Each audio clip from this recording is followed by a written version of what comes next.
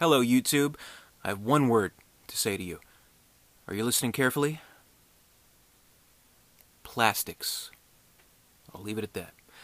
Today's review is The Graduate. This is a 1968 classic nominated for Best Picture. This is pretty much the movie that made Dustin Hoffman a star overnight, and it won its director, Mike Nichols, the Academy Award for Best Director, though it didn't win Best Picture, won Best Director. The late, great Mike Nichols, he passed recently, maybe 2 or 3 months ago. He's left behind a legacy of great and classic movies, but probably none more celebrated than The Graduate, none more classic, iconic, always talked about to this day. So that just goes to show its impact all these decades later. This is one of my favorite movies, for sure. I first saw it, I must have been still in high school when I saw it for the first time. I would, always rent movies from the rental place when they existed. It was like Netflix, but you went to a store, and never mind. But I'd always rent movies, and one time I rented this, and I was blown away by it. Absolutely changed my life almost, because it does kind of like speak to youth and youth concerns, things like that. But what's kind of cool is that I've seen it so many times over the years. This is the first time I saw it. I guess it must have been 10 years ago, maybe a little bit more actually. But just recently I bought the Blu-ray, so I was able to see it on Blu-ray for the very first time after only having seen it on VHS. So that's kind of cool that, the huge difference it makes. It's not like the best Blu-ray transfer I've ever seen, but really, really good. Brings it clarity, gives you the whole scope of the film, shot in widescreen. You get to see how isolated Ben feels. And I was just watching it recently to, experience the Blu-ray for the first time, and right away from the opening scene in the film, you see it opening, close-up shot, Ben in the airplane. It pans out. You just kind of see him staring off into nothingness. Then as the credits are rolling with Simon and Garfunkel, Sounds of Silence, classic song too. He's on the conveyor at the airport, getting off. Just standing there on the conveyor, just kind of looking out into nowhere. And it's kind of funny too. I mean, it occurred to me, maybe for the first time watching it, maybe because I just hadn't seen it in so long, but you'd think today maybe you'd have like earphones on, or be playing around on his phone or something like that. So that makes you think of like the huge gap that there is in like generations in youth. He plays like I think he's 18 in the movie. He just turned 18 or turned 19, or no, just turned 21 in the movie. Strange detail to remember, but anyway, young man worried about the future. Doesn't know what he's going to do with his life. Just graduated, and what he's looking off to is the future, which is nothing, which is everything, which is uncertain and scary. And to that point, I mean, this is the very definition of like, a coming of age kind of movie, because you just didn't see that too often before that. And I think there's something that, regardless of your age, it's something you're going to respond to about, this poor guy and what he's going to do with his life. But I don't know, I just thought it was interesting that Ben doesn't have the distractions that, say, today's youth would have. So he has time to worry about everything and stare off into nothingness.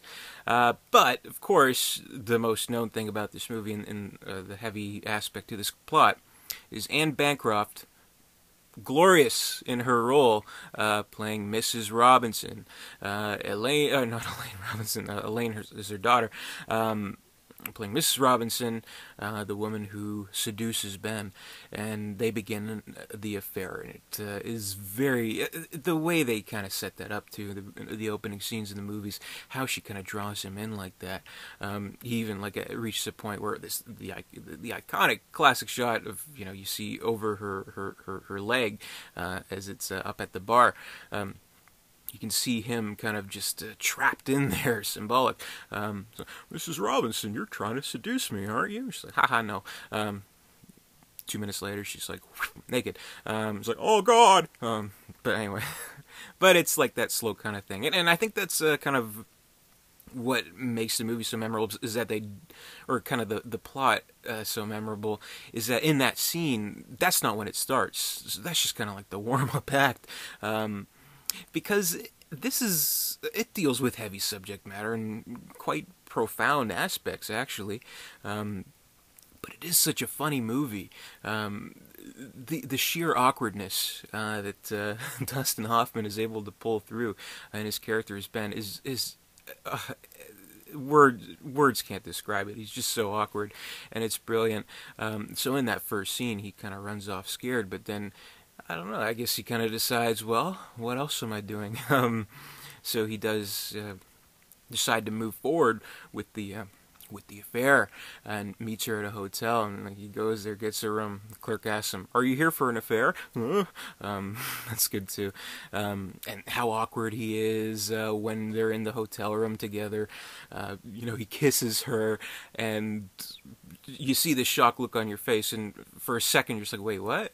Oh right, yeah, she was smoking a cigarette." So he lets go of the kiss.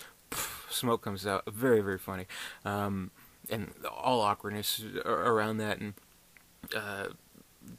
the one part that made me laugh so hard, she's like, "What, Ben? Don't you find me desirable? Don't you find me attractive?" He's like, "Oh no, Mrs. Robinson, you're the most attractive of all my parents' friends. It's not that." And I don't know, it's funny, but it's kind of this liberation of this character, this sexual and ideological liberation of this character, where he kind of starts to feel very comfortable doing nothing and just doing that, because he's found himself sort of nowhere in life, and he's just kind of trying to enjoy that, I guess, because he has no idea of what to do next, so he's stuck there.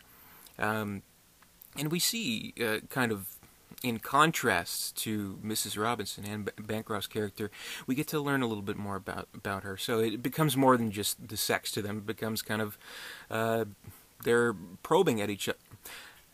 They're speaking with each other about things, trying to get a little bit more information. He kind of asks her about her past and where she's ended up in life. And basically it was kind of like a shotgun marriage. She got pregnant by her husband, got married, and that's where she is. I mean, that's how it's been. Stay-at-home wife, stay-at-home mom, and her life very much has gone nowhere. Here she is, twice Ben's age, and in the same place. So there's a contrast, but there's also very much a similarity between the two of them.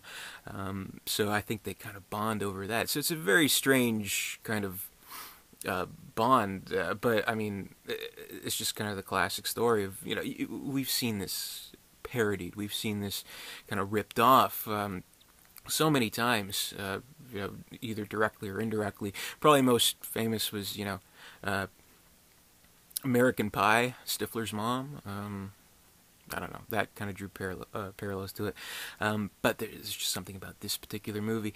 And then when finally Ben does kind of decide what he wants to do, basically, and where he wants to go with his life, and how he discovers that not through Mrs. Robinson. She's, a dead end.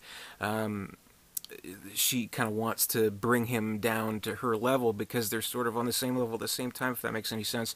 But her daughter, Elaine Robinson, he finds that he can relate to her in ways that he didn't think that he could relate to somebody, in ways that he probably thought he was relating to Mrs. Robinson.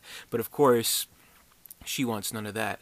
And in some ways, she's like, my daughter's too good for you, things like that. And she kind of forbids the whole relationship, threatening to reveal their little secret. I mean, this is an affair. This is highly inappropriate, to say the least. So this would damage everyone's life, basically. So it all kind of amounts to that conflict. But very quickly, I mean, her grasp is kind of released, because he does reveal to Elaine, and that does indeed ruin all the relationships there. She kind of makes up the story that he raped her and all that stuff. So Elaine's, I want nothing to do with you, things like that. So it's mainly about his pursuit for her, and that's what he wants, and that's what he's going to grab onto. Kind of short-sighted, but that's kind of the point of the movie. Kind of all stopping with that Again, a classic scene where he's trying to stop Elaine's marriage to her college boyfriend.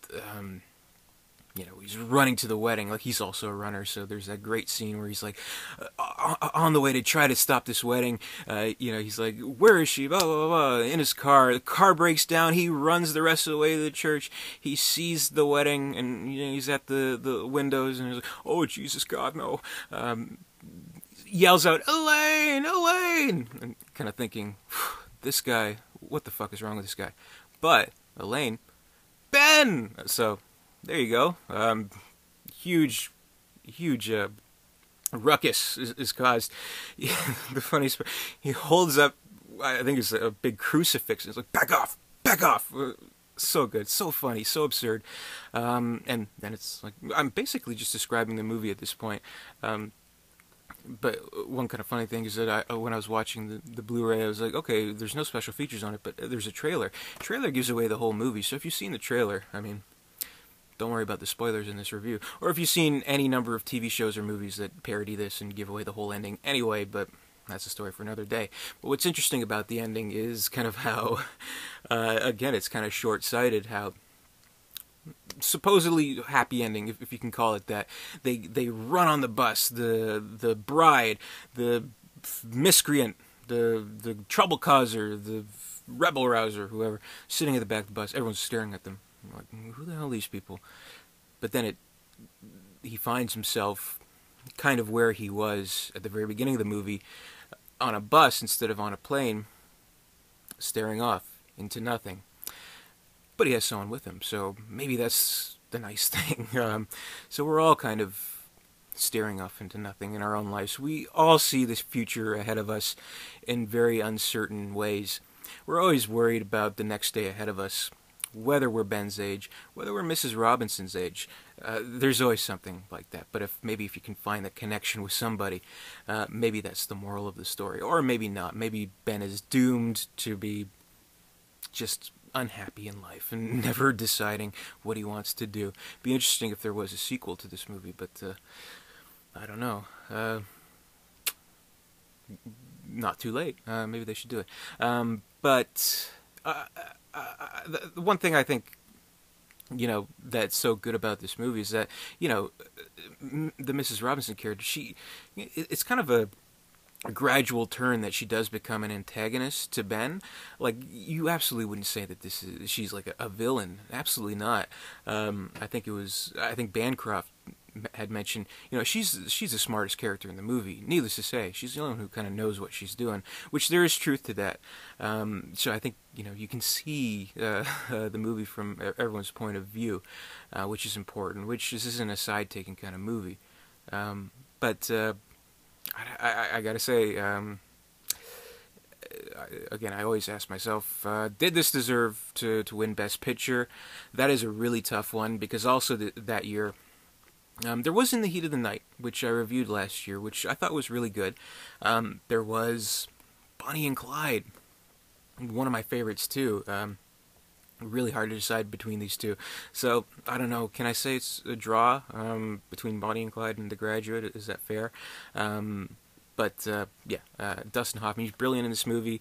And that's kind of the one thing that, being a film fan or movie fan or film aficionado, whatever, you want to seek out movies like this, because in my frame of mind, say, before I sought out this movie, Dustin Hoffman, he was the guy from Sphere. He was the guy from Outbreak. He was Captain Hook. There's this whole other world that, was waiting for me to discover. With The Graduate, with Lenny, with Midnight Cowboy, with... Who is Harry Kellerman, and why is he saying all these things about me? So many great movies that Dustin... Little Big Man. So many great movies that he's done. What a great actor. What an iconic actor. What an iconic actress in Anne Bancroft. What an iconic director in Mike Nichols. He will be sorely missed, but he's left behind this great classic for all time. A funny and provocative, thought-provoking film that has stood the test of time. Great cast too. Also, one thing that I never noticed before, Ben's dad in the movie, William Daniels, who is Mr. Feeney on Boy Meets World. So I thought that was kind of funny. I didn't recognize him at first. I'm like, who is this guy? He sounds and looks sort of familiar. Anyway, that's kind of cool. But yeah. The Graduate, this is a masterpiece. This is a classic. If you haven't seen it, even if you watch this video, you've never seen it, I spoiled the whole movie for you, it doesn't matter. You gotta see it. This is a must for anyone who loves films, great acting, great direction, just a masterpiece beyond words. I love it, one of my favorite movies of all time. If you've seen it, comment below, let me know what you think. If you like this video, give me a thumbs up. And subscribe if you haven't already. And that'll do it. That's my review. Plenty more to come in the future.